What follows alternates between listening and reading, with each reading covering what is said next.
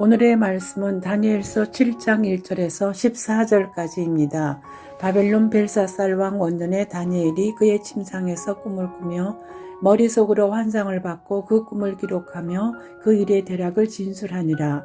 다니엘이 진술하여 이르되 내가 밤에 환상을 보았는데 하늘에 네 바람이 큰 바다로 몰려 불더니 큰 짐승 넷이 바다에서 나왔는데 그 모양이 각각 다르더라. 첫째는 사자와 같은데 독수리의 날개가 있더니 내가 보는 중에 그 날개가 뽑혔고 또 땅에서 들려서 사람처럼 두 발로 서게 함을 받았으며 또 사람의 마음을 받았더라. 또 보니 다른 짐승 곧 둘째는 곰과 같은데 그것이 몸 한쪽을 들었고 그 입에 이사이에는 새 갈빗대가 물렸는데 그것에게 말하는 자들이 있어 이르기를 일어나서 많은 고기를 먹으라 하였더라. 그 후에 내가 또 본즉 다른 짐승 곧 표범과 같은 것이 있는데 그 등에는 새의 날개 넷이 있고 그 짐승에게 또 머리 넷이 있으며 권세를 받았더라. 내가 밤 환상 가운데 그 다음에 본 넷째 짐승은 무섭고 놀라우며 또 매우 강하며 또 새로 된 큰 이가 있어서 먹고 부서뜨리고 그 나머지를 발로 밟았으며 이 짐승은 전에 모든 짐승과 다르고 또 10뿔이 있더라. 내가 그 뿔을 유심히 보는 중에 다른 작은 뿔이 그 사이에서 나더니 첫 번째 뿔 중에 셋이 그 앞에서 뿌리까지 뽑혔으며 이 작은 뿔에는 사람의 눈 같은 눈들이 있고 또 입이 있어 큰 말을 하였더라. 내가 보니 왕자가 놓이고 옛적부터 항상 계신 이가 자정하셨는데 그의 옷은 희기가 눈 같고 그의 머리털은 깨끗한 양의 털 같고 그의 보좌는 불꽃이요 그의 바퀴는 타오르는 불이며 불이 강처럼 흘러 그의 앞에서 나오며 그를 섬기는 자는 천천히요 그 앞에서 모셔 선 자는 만만이며 심판을 베푸는데 책들이 펴놓였더라. 그때에 내가 작은 뿔이 말하는 큰 목소리로 말미암아 주목하여 보는 사이에 짐승이 죽임을 당하고 그의 시체가 상한 바 되어 타오르는 불에 던져졌으며 그 남은 짐승들은 그의 권세를 빼앗겼으나 그 생명은 보존되어 정한 시기가 이르기를 기다리게 되었더라. 내가 또 밤 환상 중에 보니 인자 같은 이가 하늘 구름을 타고 와서 옛적부터 항상 계신 이에게 나아가 그 앞으로 인도되매 그에게 권세와 영광과 나라를 주고 모든 백성과 나라들과 다른 언어를 말하는 모든 자들이 그를 섬기게 하였으니 그의 권세는 소멸되지 아니하는 영원한 권세요 그의 나라는 멸망하지 아니할 것이니라. 아멘. 다니엘서는 온 세상을 다스리시는 진정한 왕이신 하나님에 대해서 말씀하고 있습니다. 전반부 1장부터 6장에서는 이야기 형식으로 메시지를 전달한다면 후반부 7장부터 12장은 다니엘이 직접 꿈과 환상으로 그 말씀을 받게 되는데요. 7장은 다니엘이 환상으로 하나님께 특별한 말씀을 받는 첫 모습이 나옵니다. 7장도 크게 두 부분으로 나눌 수 있습니다. 오늘 함께 묵상할 본문 1절부터 14절은 환상의 내용을 묘사하고 15절부터 28절에서는 환상 속 한 인물이 환상 내용을 해석해주고 있습니다.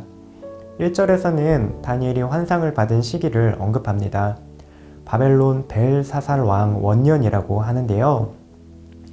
벨사살 왕은 다니엘서 5장 속에 등장하는 인물인데 7장의 환상은 6장보다 더 먼저 일어난 사건임을 알 수 있습니다. 벨사살 왕 원년 시대는 다니엘이 바벨론으로 잡혀온 지 대략 50년이 지난 시점입니다. 다니엘뿐만 아니라 다니엘과 함께 바벨론에 잡혀온 유다 백성들도 나이가 많이 들었고 이국 땅에서 그 다음 세대도 태어났습니다. 이 시기는 소망과 불안이 교차하는 시기입니다. 예레미야를 통해서 말씀하신 것처럼 하나님께서 70년이 지나면 포로에서 회복될 것이라고 약속해 주셨죠. 그리고 점차 그 시기가 가까워 옵니다. 하지만 상황과 현실은 복잡합니다. 바벨론은 점차 저물어가고 있고 새로운 제국이 등장하려는 격동의 시기입니다. 어떠한 방식으로 어떻게 돌아갈 수 있을지는 아무도 알지 못합니다.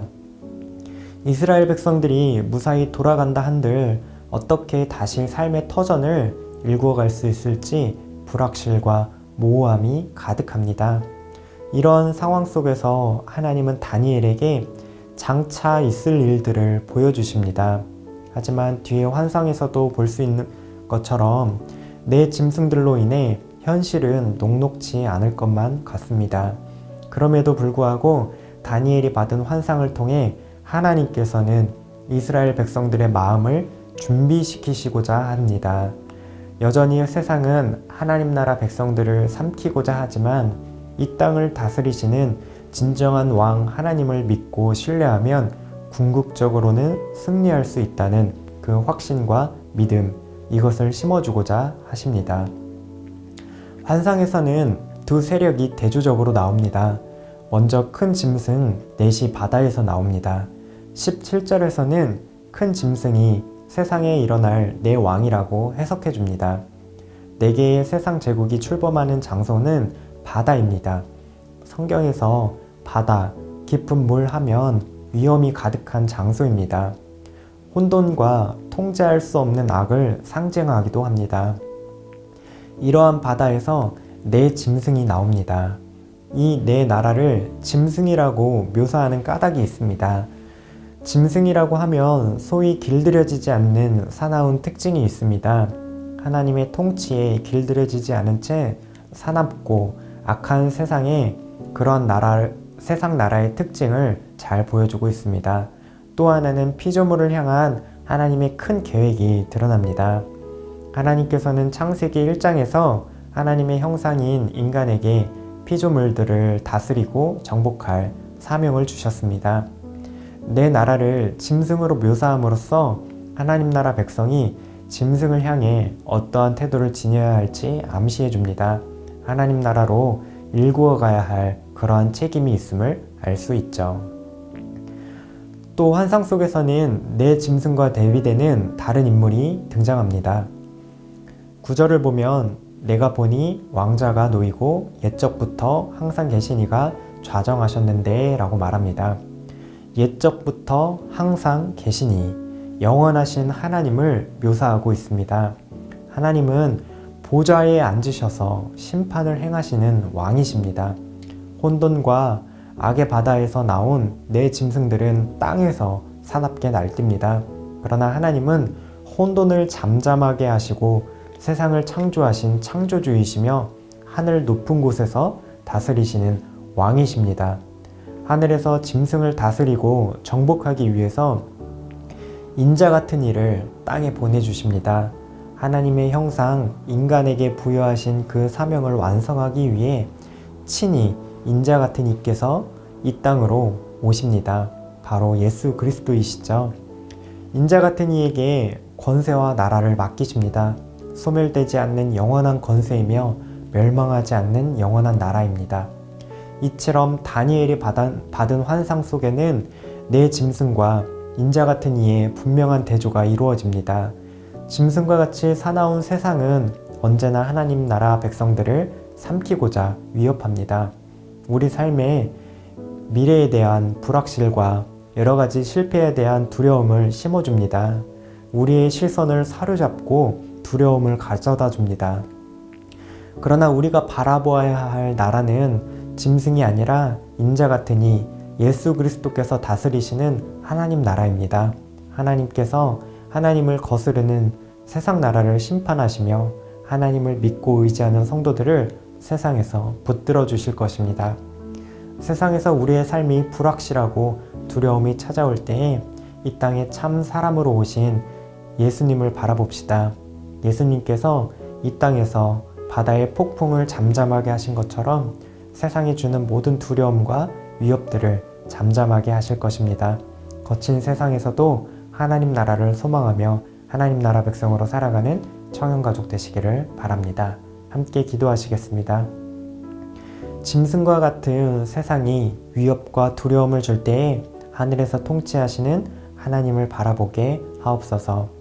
불확실과 모호함으로 흔들릴 때에 영원하신 하나님 나라를 소망하며 하나님 나라 백성으로 살아가게 하옵소서. 인자 같으니 예수님께서 다스리시는 나라는 영원합니다.